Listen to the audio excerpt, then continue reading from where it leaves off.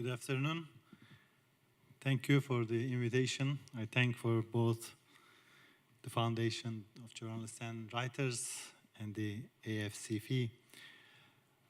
So, to be last speaker is sometimes an advantage that lots of things that you need to say already told. And the disadvantage because there is not much thing to say. But still, I will try to say something about journalism and the importance of press freedom in the lights of my story. When I speak, I underline that I don't speak as an academic on the importance of press freedom, but I speak as a journalist from field, as a journalist for 25 years, and who has witnessed how it means to lose that freedom. So just 2 years ago, I was the editor-in-chief of the largest newspaper in Turkey, which is not existing now. It was the Zaman daily. And it is not the story of Zaman, a newspaper, or just the story of Turkey, but it has a global relevance now. Because what I witnessed and what I saw, I see is very valuable on the face of the threat that now the world is facing. We know that there has been a lot of authoritarian countries in the world, and the democratic countries were minority always in the world. And the press freedom was a global issue for decades. It's not a new issue. But new problem, in my analysis, the new threat is about the press freedom faced in democracies, especially because of the populist leaders rising in democracies. So Turkey was a rising star just until 5 years ago.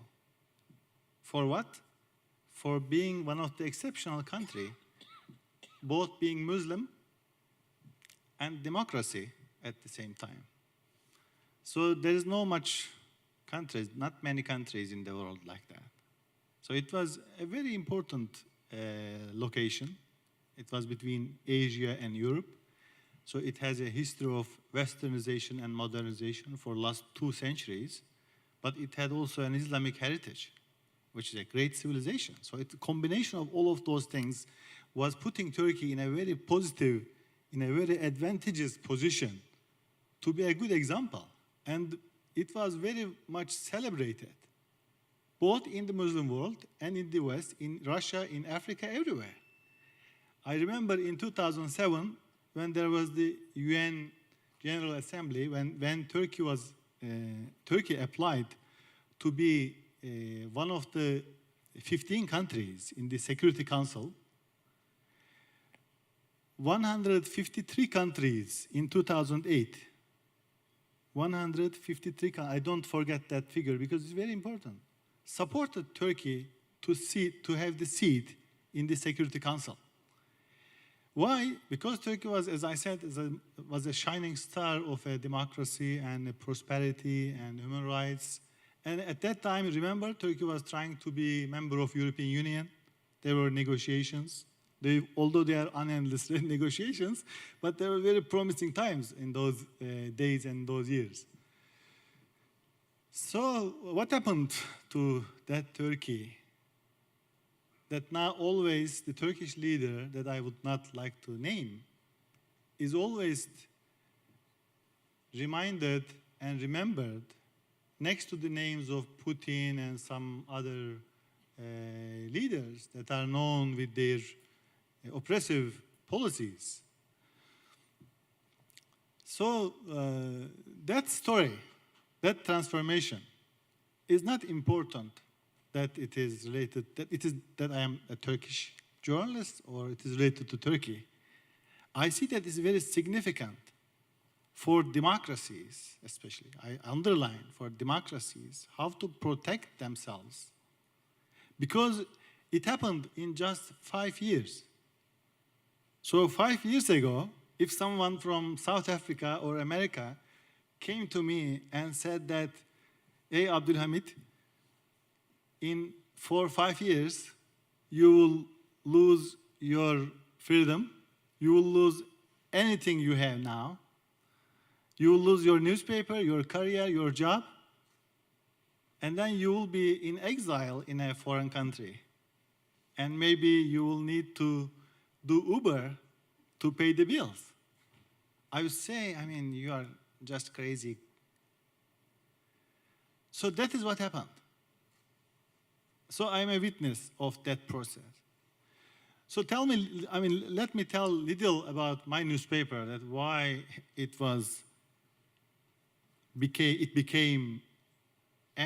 angered that much the government of Turkey, Erdogan. Sorry, I wouldn't name, but I named.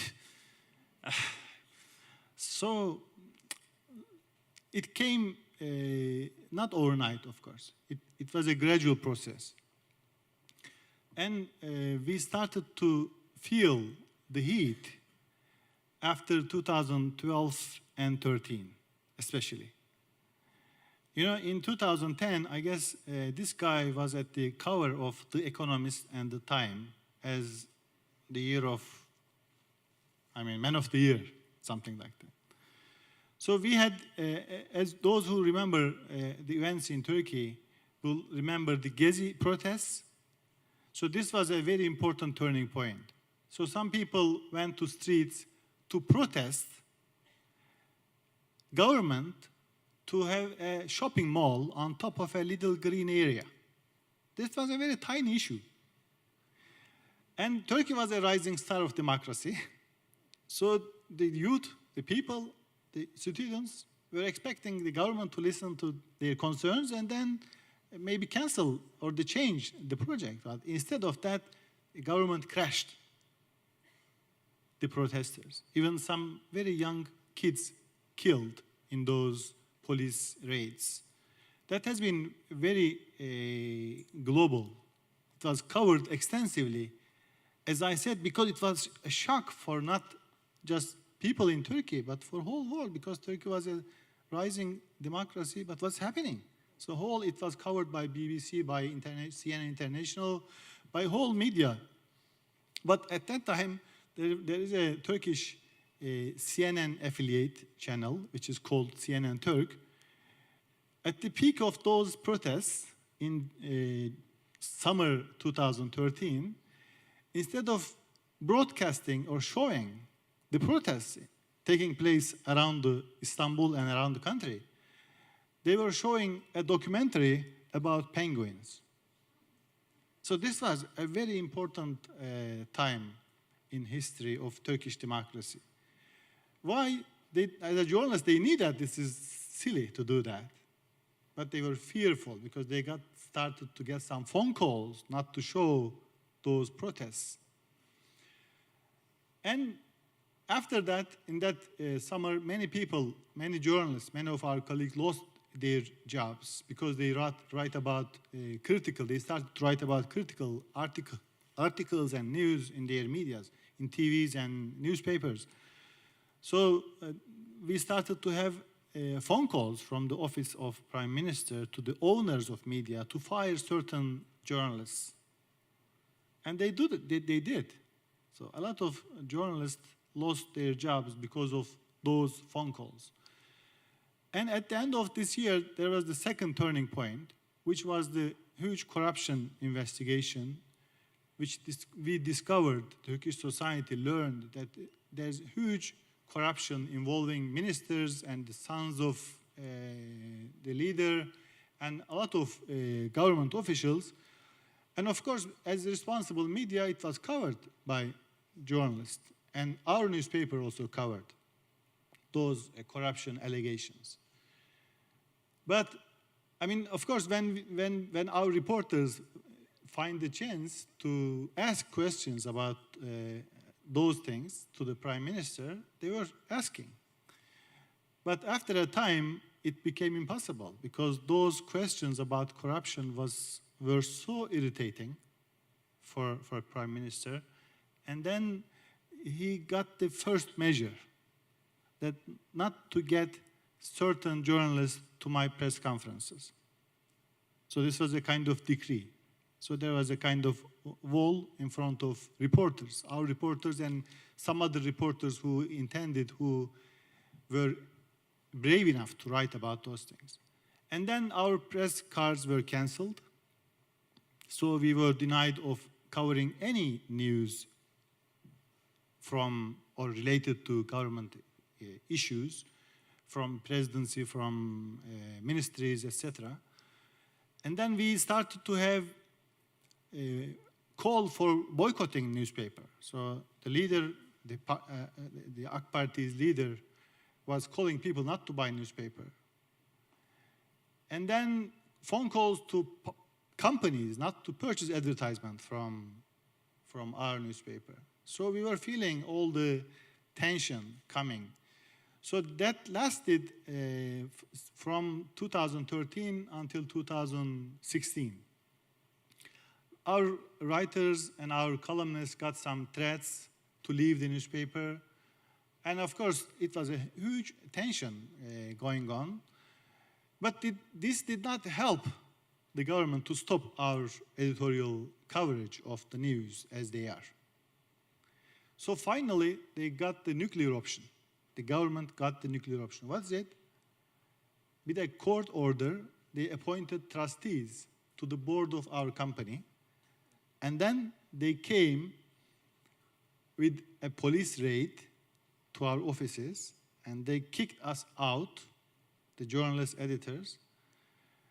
And they, instead of me, they hired another journalist who wanted to be a mouthpiece of the government. And this is what happened. And it's very difficult for me to describe. Each time it makes me very emotional because I live that again and again. So I like to show you a short video about how they came and how it happened. It is just 2 minutes. If you can take the lights little off. I hope we can have the sound.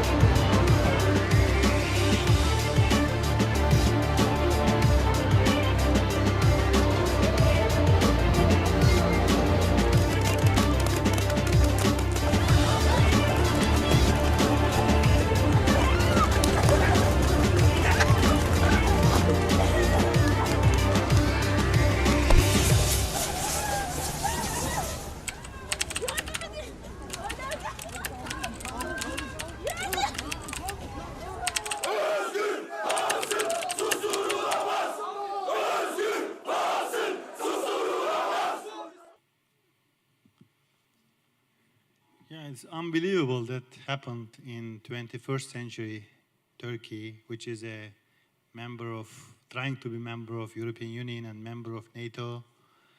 And now this guy is speaking about the values of human rights maybe while I was speaking here and sharing this video with you. And maybe in a couple of days he will be in Germany shaking head with the German leader. It's very troubling. So in 5 years, a rising star, shining star of democracy, a model, turned into such a country that occupying newspapers by brutal force. So this was an action indeed to replace the administration, you know. We are a company, we have a board. So the court decided to replace them with some other people. They are very government-friendly people. So they came like that. This is just for that. So, but it did not stop there.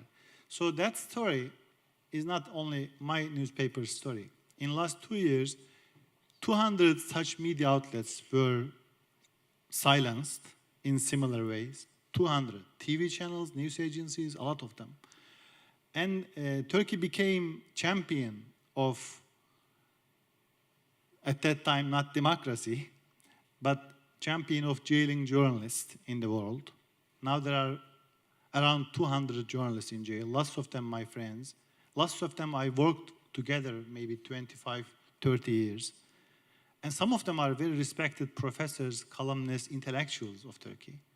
And they are accused of being a terrorist. And the more tragic thing is the government is seeking for some of those journalists lifetime sentences, aggravated lifetime sentences, including my art designer, who was very well known internationally, very talented. I would name his name, Fevzi Yazıcı, and who is an artist, you know, who was a very talented designer, who was convicted of lifetime sentence now. He's in jail. He's appealing the case. So, this is something related to media. My story, my newspaper story, the media story, but this is not all of it. So, there are academics lost their jobs, civil servants, judges, lawyers who ended up in exile like me or in jail. But out of all those things, what kind of lessons I draw? Of course, this is a learning process. Very tragic. It's a very big learning process. So I will try to keep my time. Maybe I'm already over it. Very sorry. I would just say some of the important lessons that I learned. One is, you know, the media is the first to be targeted, first to suffer. Why? Not because that we are very elegant, we are very important people, because we are telling the mistakes of the strong man. So that makes them angry. So they need to keep our mouths shut. So that's very important. But more important than that, since media is the first in the row to be attacked, it's very difficult for media to defend itself. So if there is no awareness in the public, among people, political parties, unions, and everyone, journalists, I cannot protect. You saw that, my position? I am a very important person, but I don't have guns. So if a government is starting to attack me, how can I protect my newspaper? So a society should be altogether protected. And for themselves, not for the sake of media. Because what happened in Turkey, first media was attacked. So many people, we were telling that this is not our story, this is your story. This is your freedom, this is your rights. But we were not able to tell that message to political parties, to trade unions and many NGOs. But now what happened, what followed? Now you listen some of the stories that these teachers were trying to walk to Greece for 24 hours. And some, for instance, I have a friend who is an NBA star, but who became also a victim. There are business people who became victim of this persecution and the purge and the oppression. So, if this first front is, passed, it's very difficult for teachers, business people, sportsmen, intellectuals, whatever, behind to protect themselves. So this is very important. Of course, we had some mistakes while doing journalism. I had a lot of lessons about those things as well. For instance, one of them was not to understand that even little small voices, small newspapers are very important. You should never look from above to them. So all the voices, whether they are marginal, small, whatever, should be protected and respected. Now what I got, not my newspaper was the largest newspaper, it is destroyed, but at that time, I mean, there was a newspaper which is older than me, older than my newspaper, which is still existing, luckily. And they had our circulation was over 1 million sometimes. And this newspaper's circulation was maybe 5,000 something. But they still defend democracy. And they write about those oppression and some of the victims and the human rights issues. So it's very important that in a society, every voice is important. Whether it is, marginal, unrelated to what you are talking about. Of course, media should not treat itself as angel. You know, we media, we journalists are not angels. I don't say that. There are horrible people. You know, a couple of our friends in Turkey almost causing a war between Turkey and Greece. A journalist went to a little island in Aegean and put a Turkish flag. This island was little debated whether it belongs to Turkey or Greece. There are lots of islands when you look at the map to the Aegean. And then the Aegean military came and got this Turkish flag out. And then Turkish military went and replaced it with Turkish flag. And that became a whole big event. And that was caused by a journalist. So we should be also able to be self-critical, that we are also sometimes not helping to peace. But overall, I agree with what Indian Prime Minister said. Despite the fact that there may be some problems, some bad reporting, some fake reports, etc., but the remedy, the solution is not the oppression. The plurality is the solution. So media should check itself. If I do something wrong, another journalist can say that this is not true. That kind of correction is always better than regulated and oppressed media and oppressed societies. Because in a democracy, you learn problems when they are existing, when they are happening. But in an oppressed society, you learn after the country is destroyed. That's the difference. So which one you prefer? That's very clear. So we should be very open to criticize ourselves as journalists and also open and humble to tell why media is important to people, to teachers, to business people, whatever, whoever we are speaking. Thank you very much for your patience. Thanks a lot.